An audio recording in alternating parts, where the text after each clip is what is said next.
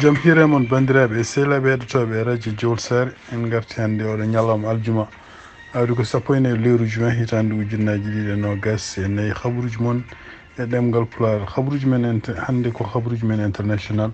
ɗum noon guiɗirɗen d' abord ko toon to Mauritanie wayno ko hannde woni ñalawma gadano wonande campagne électoral toon to Mauritanie e ko fama tan kamɓe candidat ji jeeɗiɗi ɗiɗo poɗɗodiroɓe pour suɓede wonde ardade leydi Mauritanie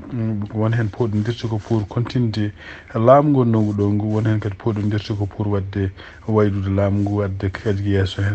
toon to kayit ɗi kanko Biram Dawul Abedi ko toon fuɗɗi campagne makko Mohamed Leminul El Mokhtar El Wafi kañum hoore fuɗɗi campagne muɗum ko toon to Nema Ousmane Soumaré e kanko kadi candidat El Mohamedine Mbarek ɓeɗo fof puɗɗi campagne men ko toon to Nouakchott ɗi candidat Babacar Mamadou ko candidat AJDMR kanko Mohamed Cheikhul Ghazouani e wonde ko campagne makko kanko fuɗɗi ko toon to Nouakchott eyyi ko fama tan e oɗo saaha joni hono parti biyeteɗo APP kañum hoore mum wi wonde ko oɗo saaha jinganta ko kanko gardiɗo leydi ndi hono parti Mohamed Cheikhul Ghazouani ho INSAF eyyi ɗum noon e konngol makko kanko gardiɗo parti o hono Messoudou Belkhayri tinde on tan ko campagne o fuɗɗi koye subaka aljuma à partir de minuit ɗum noon ko ñande 14 lewru juin hitande ujunnaji 2024 campagne o gasata ko ñande 27 lewru juin ñande 29 ko nden woni nde woste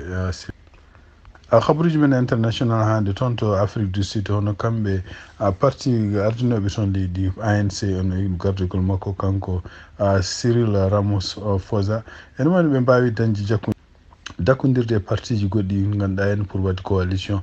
taw coalition ardo ɗum ko kanko gardinoɗo ANC ko siftin tan ANC ne wayno ko woteji ɓennuɗo ɗi kañum perdi majorité toon to Afrique du Sud donc ene wayno ko gouvernement mo mbawi fewjude joni tan ko il faut ko ɓe dakkodira e parti goɗɗo biyeteɗo Democratic Alliance kañum woni ene wayno ɓurɗo rewde makko toɓɓe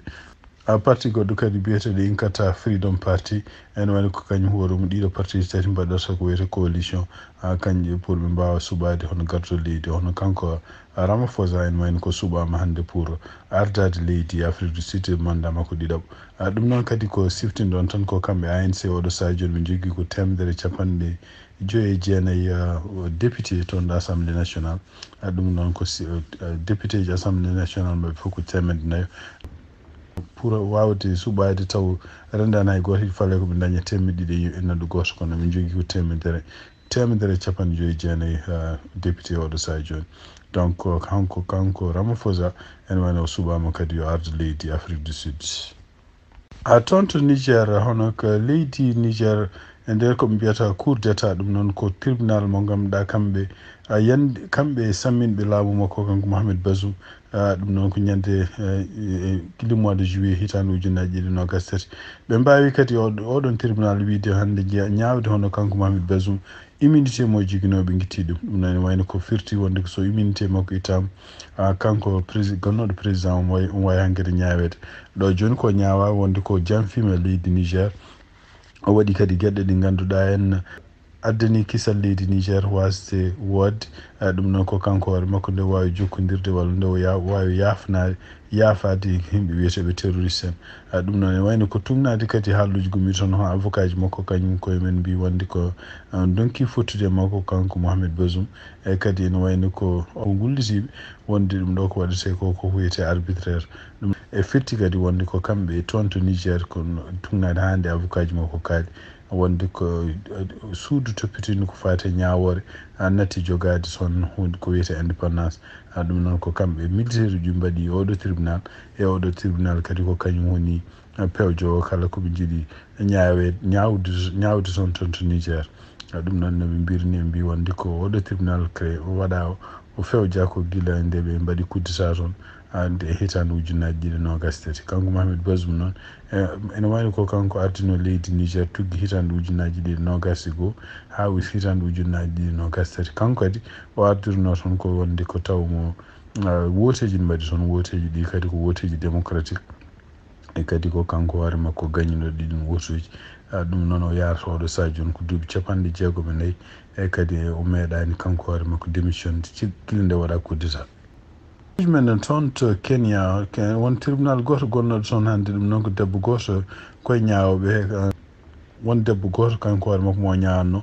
debbo ene wayno ko kañum hoore mum ko nanggaɗo sibabunde ɗoftaki probation muɗum yo fuɗɗi ñawore nden o fuɗɗi wiide wonde ko oɗon debbo sibabunde ɗoftaki ko fate probation muɗum ene wayno kanko hoore makko itti bonde muɗum ɗon on debbo ma soke deke oɗon debbo ɗo ñaweteɗo en kanko ñaweteɗo gorko makko deke ko policier kadi ko mawɗo policier ji kañum hoɗum no wonno e nder tribunal e yaltini fetel mum kañum felli debbo ɗum noon kanko pelluɗo kadi ko policier o wiyete ko Samson Kipchir Kipputo en wayno kadi ɓe mbi wonde ko kamɓe police toon to Kenya ɓe mbi ɓe ngala ɓe jiyani fof hol sababu kanko hoore makko holko ardi tribunal to en wayno de façon o felli debbo ñaawo o fi ɗum e dossier e caggal mum wayno police uji gonnoɗo ɗon tribunal pellimo kanko hoore makko maayi hen ɗum ko wawi wonde fof ene wayno ko oɗo saha joni nade kadi habruji gumi toon policier ji won gañiɓe hen e kanko debbo o fof ɓeɗo fof ɓe nawama hôpital gañande ɗe kadi wona gañande baroje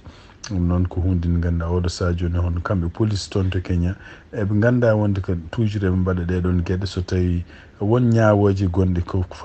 taw koye famille aji mabɓe walla koye noon kamɓe koye mabɓe eɓe kutoro doole pour hadde ɗeɗon ñawoji wadde walla yoptade e gueɗe mbaɗe noon ko wawi wonde foof Kenya oɗo saha joni nana enquête waylude holno kamɓe policier ji walla holno yimɓe dadiɓe holno poti liggorade toon e tribunal uji mabɓe toon to Sénégal hono communiqué jaltuɗo hanki alhamis ene wayno ko kanko gouvernement kesmo kanko Bachir Diomaye Faye ɓe pelti wadde waylude seeɗa ko fate gurdam toon to Sénégal ɗum noon gurdam ɗam koɓe puɗɗi yaltinde joni ko prix ji ko fate maaro no foti sodirte e diwlin e mburu e tungnade habaruji gumiri toon donc en wayno kilo sukara en wayno ustama hen kano wiya 50 francs maaro en wayno ko taw ko maaro brisé ko ustama hen 40 francs donc en waɗi ɓe mbi kadi 100 francs ustama kadi pour bidon taw ko 20 litres diwlin biyeteɗo surtout tournesol ɓe mbi kadi 15 francs ustama kadi e prix loccol mburu ɗum woni prix ji giɗiɗi yaltude oɗo saha joni kono ene wayni ko ɗum ɗo ko gueɗe ɗe ganduɗa kamɓe ɓe kaalino ɓe mbi wonde ko guila nde discours makko kanko Bachir Diomaye Faye ko ɗum woni ko ɗum ɗoji mabɓe haare mabɓe adande ko ƴewde ustude prix ji ko ñamete ko ñande foof e ɗum noon ɗeɗo ko gueɗe ɗe puɗɗiɗe yaltude oɗo saha joni habaruji men international cakkitotoɗen ko toon to Italie batu biyetengo groupe 7 état ji jeeɗiɗi gonɗi toon ɗum noon siftindon tan ɗiɗon état ji no jeeya hen Italie donc jafoɗon G7 en wayno ko Allemagne Canada donc G7 en wayno ko Allemagne Canada États-Unis France Italie Japon ene wonde Angleterre ko ɗiɗo goni groupe aji jeeɗiɗi e dental ngal gonno toon batuji ɗi gonno toon ne wayno ko dakkodira joni oɗo saha joni ko wallude Ukraine ɗum noon ko ñamlude ɗum kalis o kadi taw wona kamɓe kalis o kamɓe e ɗiɗo état ji joɓata ɗum oɗon kalis ko 5 milliards de dollars kalisaji ne wayno guittaɗi e intérêt ji kalisaji Russie naɓe nanggaji toon guila nde haari hakkude Russie e Ukraine fuɗɗi wayno ɗiɗon 50 milliards de dollars ko kalisaji guittaɗi e won kalisaji nanggunoɗi walla kalisaji ɗi Russie-naɓe joguino toon to Europe tawa oɗo saha joni eɓe nangui ɗum ɓe mbi wonde ko ɗiɗon kalisaji hankkadi Russie-naɓe kutorta ko ɗum ha illa guerre o gasi donc ene wayno intérêt ji muɗum ko ɗum woni 5 milliards de dollars jogorɗi ummade toon fadde toon to Ukraine ko waɗi ɓe heññade oɗo saha joni noon en tuma wonde ko hawnaki kuli wonde ko toon to États-Unis so tawi kanko Donald Trump o wawi gagnade woteji garoji ñande 5 novembre hawnaki ko kanko hoore makko kala peeje kalateɗe ko fate OTAN walla ko fate en G7 kanko hoore makko waylu ɗum waɗi donc heñade kamɓe foof oɗo saha joni ƴewde ballal wallude Ukraine kadi taw ngal ɗon ballal ala wona kanko Donald Trump wawi firtude ɗum donc ko wawi won fof ɗo joni ɓe nandiri 5 milliards de dollars hono kamɓe Ukraine eɓe keeɓa ɗum taw ko oɗon kalis kadi ko kalisaji gummiɗi e intérêt kalisaji Russie naɓe nanggade